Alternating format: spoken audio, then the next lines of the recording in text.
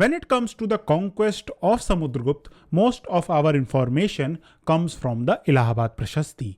And in the Allahabad Prashasti, the conquest of Samudragupta has been classified into 4 different categories.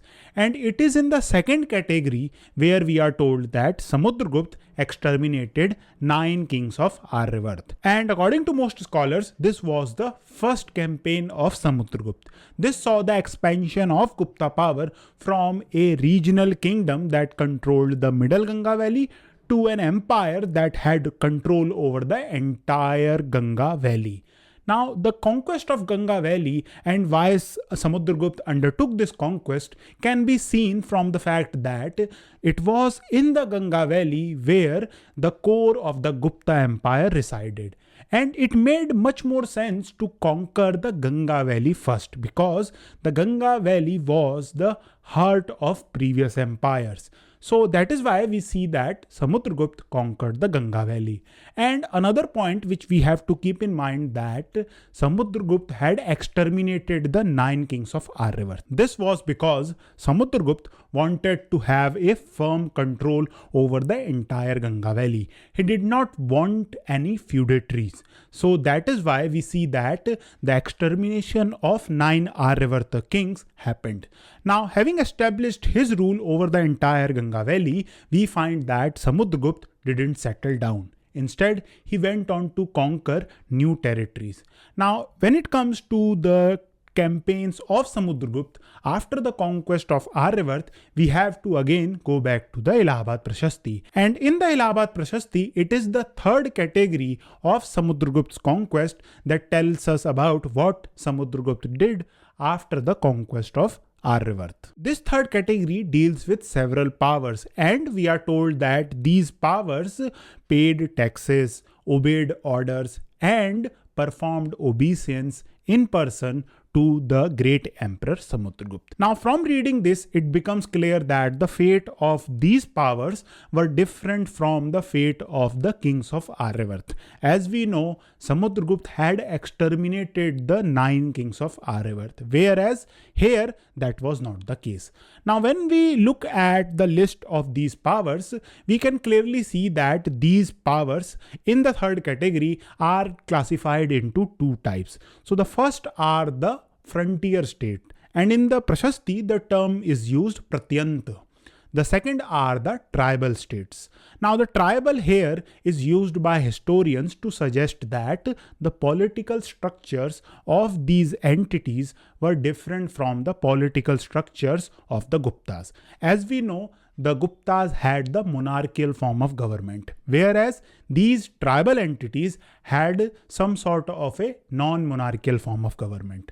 Or we can say that they had Ganasangha type of structure. So that is why we see that the term tribal has been used by historians. So we should keep this in mind. Now, coming to the location of these Pratianta state or frontier state and the tribal states, we find that most of these states were located on the boundaries of the Ganga valley. So for example, let's take the locations of Pratianta states. So here we see that 5 Pratianta or frontier states are mentioned. And when we look at the location of these Pratianta states, we find that the first state that is mentioned is Samatatta. Samatatta is the region of southeast Bengal. After Samatatta, we have the state of Kamrup. Now, Kamrup is Upper Assam. Then we have Devak. Now, Devak, according to most scholars, is the region which is some 150 miles east of the city of Guwahati. So these 3 Pratianta states were situated on the eastern borders of Samudragupta's empire. Now, the 4th Pratianta state which is mentioned in the Prashasti is Nepal. We all know the location of Nepal. Now, the 5th Pratianta state that is mentioned is Kartripur. Now, about the location of Kartripur, there is a great debate. Some scholars believe that it is the Kapurthala district of modern day Punjab. Some argue that it is the Kumaon region, and some say that it is the region between Multan and Lahore. So there is this debate about the location of Kartripur. But what is clear is that all of the 5 frontier states were situated on the borders of Samudragupta's empire. Now coming to the tribal states, we find that 9 tribal states are mentioned, and according to their location they can be divided into 2 parts. So 4 tribal states are located in northern India and 5 tribal states are located in central India. So let's first discuss the location of the northern tribal states. So we find that when it comes to the northern tribal state, first we have the tribal state of Malav. Malav during this period controlled the southeast Rajasthan region, particularly the region of Mewad, Tonk, etc. Then we have the Yodhas. The Yodhas during this period controlled both sides of the Satluj river. Then we have the Madrakas. Now Madrakas during this period controlled the territory between the Ravi river and the Chenab river. And according to most scholars, the ancient city of Sakala was the capital of the Madrakas. And then the 4th state is the state of the Arjunayanas. The location of the Arjunayanas is a matter of debate, but most scholars are of the opinion that Arjunayanas controlled the eastern Rajasthan region, particularly the region around the present day city of Jaipur. So these were the 4 northern tribal states. Now coming to the 5 tribal states of central India, we find that most of these 5 tribal states were situated north and east of the city of Vidisha. So if that is the case, we can also say that south of the city of Vidisha lay the territory of the Vakatakas. So we have discussed the location of 5 frontier states and 9 tribal states. Now one question which comes to my mind is that why did Samudragupta did not treat these powers the same way he had treated the kings of Aryavarta? As we know, he had exterminated the 9 kings of Aryavarta. So why did he not do the same thing to these powers? So when we answer this question, we find that there are 2 answers to this question.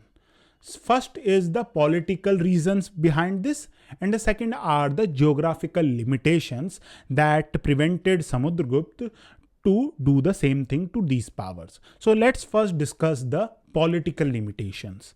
Now, when we look at the political structure of these powers, it becomes clear that they had a different style of government when we compare them to the government of the Guptas. As we have seen in the case of the tribal republics of northern India particularly, we know that they were non-monarchical.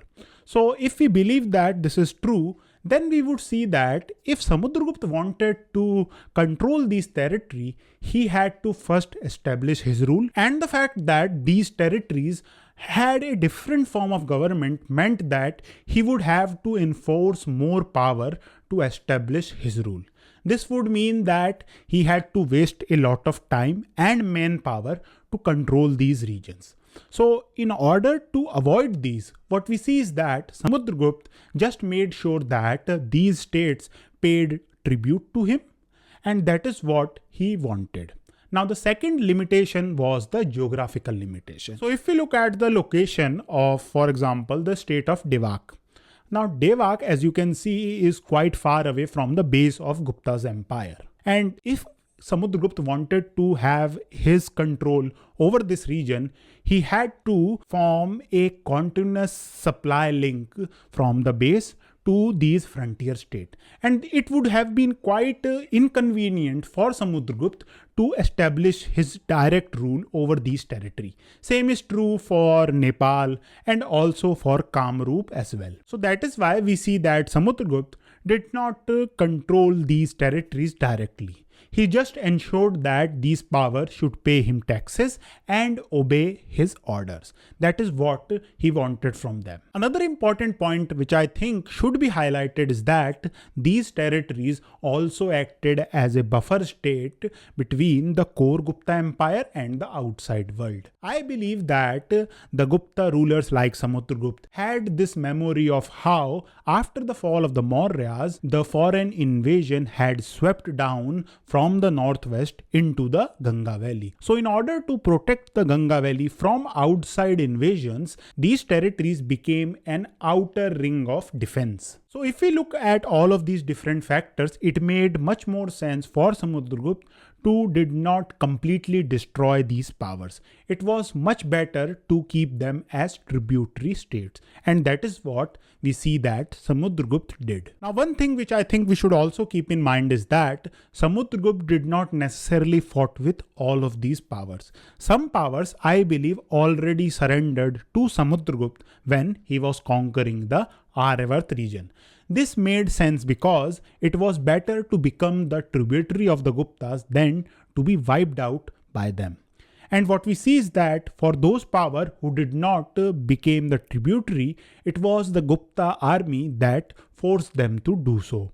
Now here also we can say that Samudragupta did not destroy them completely. They became their tributary, and as the Prashasti would say, they obeyed orders, paid taxes, and performed obeisance in front of Samudragupta. And this video talks about how Samudragupta conquered the region of Aryavarta. So if you want to know about that, please watch this video. Thank you for watching.